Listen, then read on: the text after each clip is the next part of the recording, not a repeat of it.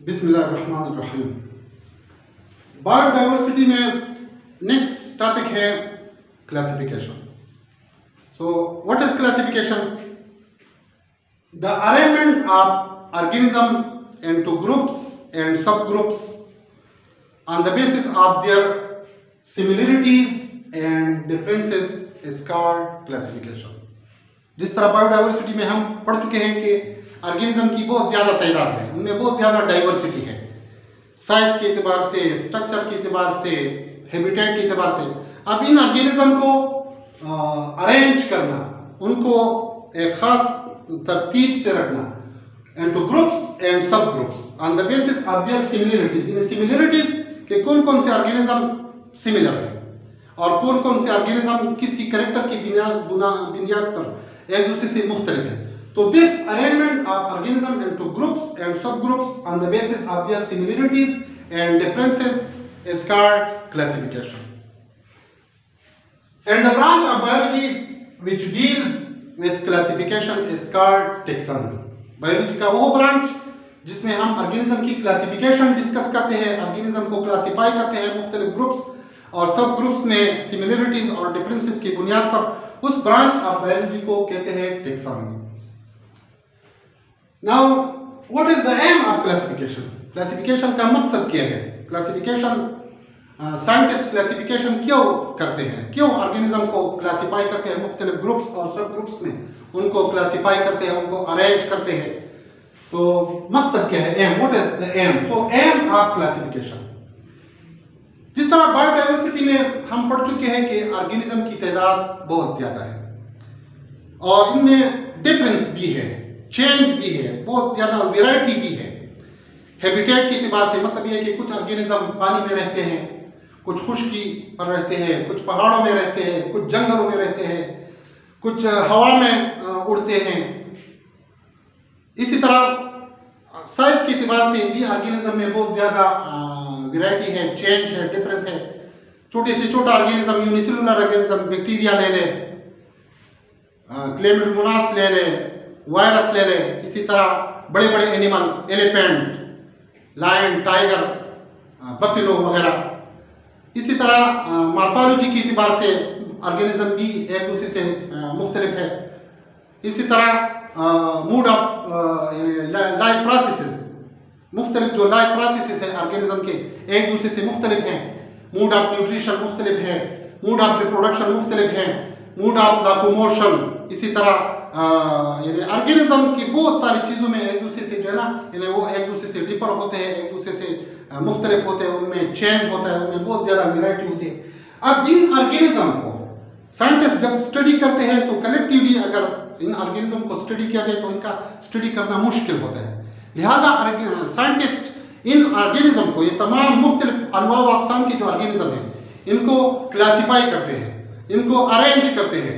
किस बुनियाद पर? यानी सिमिलरिटीज और डिफरेंसेस की बुनियाद पर इनको क्लासीफाई करते हैं। So the first aim of classification is what? To determine similarities and differences among organism so that they can be studied easily. कि ऑर्गेनिज्म को हम सिमिलरिटीज और डिफरेंसेस की बुनियाद पर इनको क्लासीफाई करें, और जब इनको क्लासीफाई करें तो उनका स्टडी करना फिर क्या होगा? इजी होगा, आसान होगा। यानी ऑर्गेनिज्म को ग्रुप्स और सब ग्रुप्स में सिमिलरिटीज, बहुत सारे ऑर्गेनिज्म ऐसे होते हैं जिनमें कुछ न कुछ कैरेक्टर सेम होते हैं, तो उन सेम कैरेक्टर वाले ऑर्गेनिज्म को एक ग्रुप में रखा, फिर उनमें जो डिफरेंस है उनको इससे अलग किया। फिर दूसरे कैरेक्टर, बहुत सारे ऑर्गेनिज्म ऐसे होते हैं जिनमें कोई दूसरा कैरेक्टर सेम होता है, तो उस कैरेक्टर की बुनियाद पर उन ऑर्गेनिज्म को दूसरे ग्रुप में रखा। फिर इसी तरह तीसरा ग्रुप, इसी तरह चौथा ग्रुप। और ये ग्रुपिंग एंड सब ग्रुपिंग ये प्लांट्स में भी होता है और एनिमल में भी होता है। फॉर एग्जांपल प्लांट्स में हर्ब्स है, श्रब्स है, ट्रीज है, या on the other hand bryophytes, pteridophytes, angiosperm, gymnosperm. इसी तरह प्लांट्स में phylum Protozoa, phylum Porifera, phylum Coelenterata, phylum Echinodermata, phylum Arthropoda. Next इंशाल्लाह हम डिटेल में पढ़ेंगे। लेकिन यहाँ पर क्लासिफिकेशन का जो बुनियादी मकसद कि to determine similarities and differences among organism so that they can be studied easily. कि ऑर्गेनिज्म, जिस तरह बायोडाइवर्सिटी में आपको पता चला कि बहुत सारे ऑर्गेनिज्म हैं, मिलियंस में ऑर्गेनिज्म है, प्लांट्स की है, एनिमल्स की है। इनको इसी तरह अगर हम इकट्ठे स्टडी करें तो इनका स्टडी करना, इनसे इस्तिफादा हासिल करना, इनको पहचानना ये बहुत मुश्किल होता है। लेकिन जब इनको कैटेगराइज किया जाए, इनको मुख्तलिफ ग्रुप्स और सब ग्रुप्स में सिमिलरिटीज और डिफरेंसेस की बुनियाद पर यानी इनको अलग अलग किया जाए तो फिर क्या होता है, इनका स्टडी जो है ना वो ईजी होता है। इसी तरह दूसरा एम जो है क्लासिफिकेशन का, to find the evolutionary relationship among organism. जिस तरह पहले मैं बता चुका हूं कि जब से ये दुनिया बनी है, जब से जिंदगी का आगाज हुआ है, ऑर्गेनिज्म वजूद में आए हैं, यूनिसेलुलर, फिर सिंपल मल्टीसेलुलर, फिर मल्टीसेलुलर, फिर कॉम्प्लेक्स मल्टीसेलुलर, तो इन ऑर्गेनिज्म में इवोल्यूशन हुआ है। Evolution mean a slow and gradual change in living organism with the passage of time is called evolution। अब इसी क्लासिफिकेशन से साइंटिस्ट को इवोल्यूशनरी रिलेशनशिप एमंग ऑर्गेनिज्म का पता चलता है कि कौन कौन से ऑर्गेनिज्म, कौन कौन से स्पीशीज जो मौजूदा दौर में स्पीशी है, कौन कौन से स्पीशी ऐसे हैं जिनका एंसेस्टर आबा व अजदाद किसी जमाने में एक हुआ करता था। यानी एक ही एंसेस्टर से मुख्तलिफ किस्म के ऑर्गेनिज्म आए हैं और फिर वो तकसीम दर तकसीम हुए हैं और फिर उनसे मुख्तलिफ स्पीशीज वजूद में आए हैं। तो क्लासिफिकेशन का दूसरा एम जो है to find the evolutionary relationship among organism, कि ऑर्गेनिज्म में मुख्तलिफ स्पीशीज में जो इवोल्यूशनरी रिलेशन है वो क्या है। तो साइंटिस्ट को इसी इवोल्यूशनरी रिलेशनशिप में पता यानी आसानी होती है कि किस तरह ऑर्गेनिज्म में इवोल्यूशन हुआ है। Next, basis of classification. What is the basis of classification? So organism are classified on the basis of similarities and differences. यानी ऑर्गेनिज्म को मुख्तलिफ क्लासों में, मुख्तलिफ कैटेगरीज में डिवाइड किया है सिमिलरिटीज और डिफरेंसेस के बुनियाद पर। मतलब ये कि चंद ऑर्गेनिज्म है उनमें कोई कैरेक्टर सेम है, सिमिलर है, तो उनको एक ग्रुप में रखा। फिर चंद ऑर्गेनिज्म ऐसे हैं जिनमें कोई दूसरा कैरेक्टर सेम है, सिमिलर है, तो उनको दूसरे ग्रुप में। So the main base of classification is what? Similarities and differences. यानी ऑर्गेनिज्म में सिमिलरिटीज कितने हैं, उनमें डिफरेंसेस कितने हैं। अगर सिमिलरिटीज ज्यादा है, चलो एक ऑर्गेनिज्म में सिमिलरिटीज ज्यादा है तो उनको एक ग्रुप में रखा, डिफरेंसेस कम है। और फिर दूसरे किस्म के ऑर्गेनिज्म में कोई दूसरा कैरेक्टर उनके एतबार से उनमें सिमिलरिटीज ज्यादा है तो उनकी दूसरे ग्रुप में यानी क्लासीफाई किया। अब क्लासिफिकेशन मुख्तलिफ अदवार में क्लासिफिकेशन के लिए जो बेस है वो चेंज होता रहा। फॉर एग्जाम्पल, पहला क्लासिफिकेशन जो ऑर्गेनिज्म में प्लांट्स और एनिमल का पहला क्लासिफिकेशन जो क्या है वो अरिस्टोटल ने किया है। Aristotle fourth BC Greek philosopher था, उसने ऑर्गेनिज्म को क्लासिफाई किया है और उसका जो बेस था वो हैबिटेट था। मतलब ये कि Aristotle classify organism on the basis of habitat. Habitat mean living place of an organism, यानी एक ऑर्गेनिज्म जहां रहता है उस ऑर्गेनिज्म का हैबिटेट कहलाता है। तो अरिस्टोटल ने ऑर्गेनिज्म को हैबिटेट पर क्लासिफाई किया, रहने की जगह। फॉर एग्जांपल, बाज़ ऑर्गेनिज्म पानी में रहते हैं, कुछ ऑर्गेनिज्म खुश्की पर रहते हैं, कुछ जंगलों में रहते हैं, कुछ हवा में उड़ते हैं, वगैरह वगैरह। तो इसी हैबिटेट की बुनियाद पर अरिस्टोटल ने प्लांट्स और एनिमल को क्लासिफाई किया।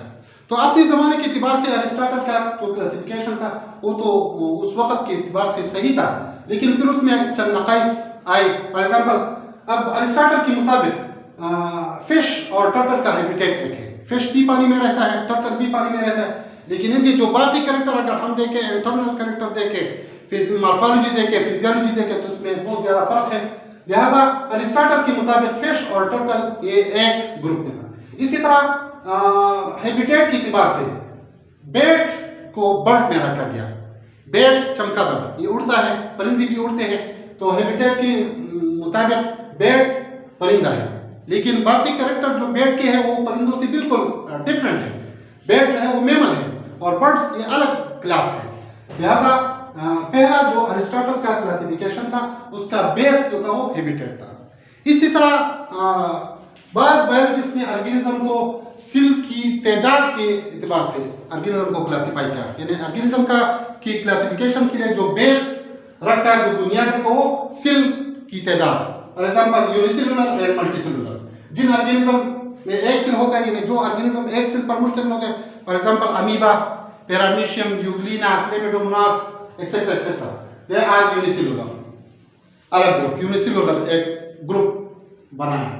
इसी तरह मल्टीसेलुलर, जिन ऑर्गेनिज्म में सेलों की तादाद एक सेल से ज्यादा, यानी जिनकी बॉडी एक सेल से ज्यादा सेलों पर मुश्तमिल होती है, multicellular, for example higher plants and animal. इसी तरह एक और क्लासिफिकेशन जो है वो सेल के अंदर जो न्यूक्लियस है, न्यूक्लियस के बुनियाद पर एक क्लासिफिकेशन हुआ है, वो है प्रोकैरियोटिक एंड यूकैरियोटिक।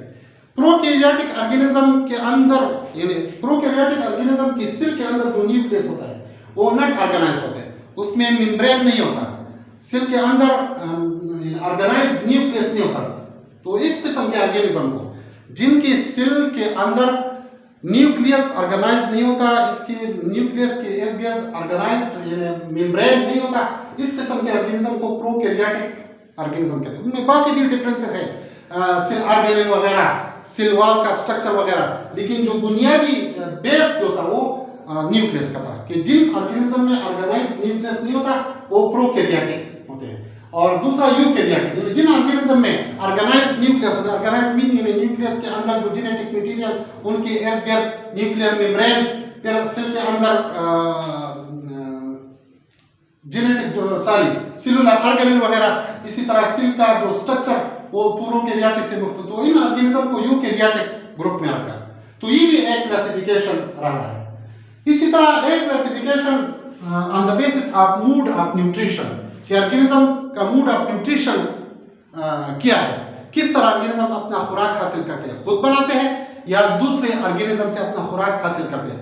तो इस बुनियाद पर ऑर्गेनिज्म को दो कैटेगरी में डिवाइड किया, autotrophic and heterotrophic. Autotrophic mean those organisms which prepare their food themselves by the process of photosynthesis। तो इस ग्रुप में, ऑटोट्रॉपिक ग्रुप में तमाम ग्रीन प्लांट्स रखे, यानी जितनी भी ग्रीन प्लांट्स हैं वो मूड ऑफ न्यूट्रिशन की लिहाज से ऑटोट्रॉपिक है, मतलब ये कि वो अपना खुराक खुद तैयार करते हैं। और दूसरा category heterotrophic, in those organism which can not prepare their food by the process of photosynthesis, इसमें चूंकि क्लोरोफिल नहीं होता, अपना खुराक खुद नहीं तैयार करते बल्कि दूसरे ऑर्गेनिज्म के मोहताज होते हैं, दूसरे ऑर्गेनिज्म को, प्लांट्स और एनिमल को खाते हैं, इनको हेटरोट्रॉप कहते हैं। तो ये भी क्लासिफिकेशन का एक बेस था। अब मॉडर्न सिस्टम ऑफ क्लासिफिकेशन जो है, modern system of classification it is based not only on habitat and physical character but also on genetics, anatomy, physiology and evolutionary history. यानी अब मॉडर्न मौजूदा दौर में जो क्लासिफिकेशन के लिए बेस है वो सिर्फ हैबिटेट नहीं है कि हैबिटेट की बुनियाद पर हम ऑर्गेनिज्म को डिवाइड करें, फिजिकल कैरेक्टर नहीं है, जाहिरी जो कैरेक्टर है कि जाहिरी कैरेक्टर की बुनियाद पर हम ऑर्गेनिज्म को डिवाइड करें, बल्कि हैबिटेट और फिजिकल कैरेक्टर के साथ साथ इनका जो मेन चीज है वो जेनेटिक्स है।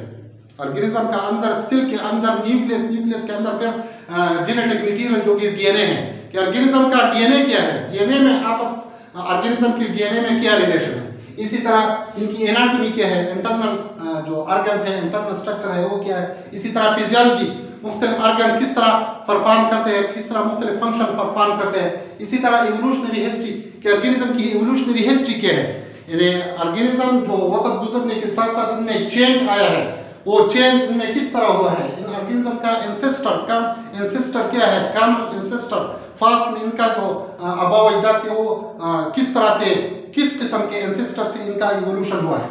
So modern system of classification is based not only on habitat and physical character but also on genetics, anatomy, physiology and evolutionary history. So this was about the basis of classification.